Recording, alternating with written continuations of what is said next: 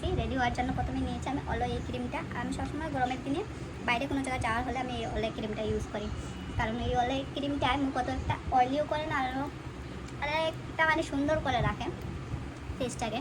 পুরোটা দিন এভাবেই থাকবে আমার স্কিন, দেখতে পাচ্ছ গ্লোয়িং গ্লোয়িং। সো আমার তো অনেক ভালো লাগে। তো তোমরা কারা কারা অলে ক্রিমটা ইউজ করো অবশ্যই আমাকে জানিও। তারপর যেটা হলো, দেবো আমি সিঁদুর।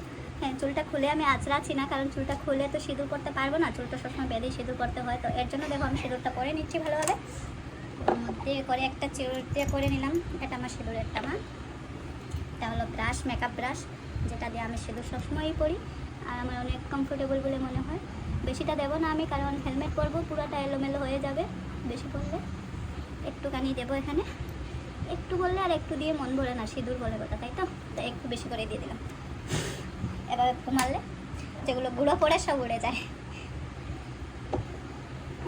এটা আমার টিপ রাখার বাক্স। এখান থেকে একটা আমি ফটো উঠাবো, নিলাম।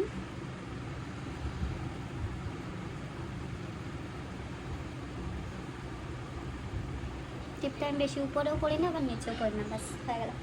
তো দেখো আমি জাস্ট চেঞ্জিং না।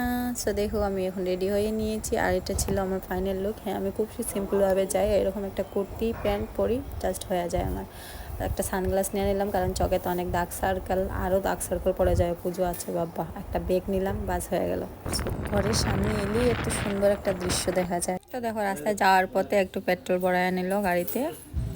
পেট্রোল ভরানি শেষ করে আমি আর আমার ননদ পেট্রোল ভরানি শেষ করে যেহেতু বললাম তো আমরা চলে যাচ্ছি এখন লড়কা মার্কেটে। আমি আমরা একটু মার্কেটিং করবো, আর হচ্ছে আমার ননদ, আমরা দুজন মিলে যাচ্ছিলাম।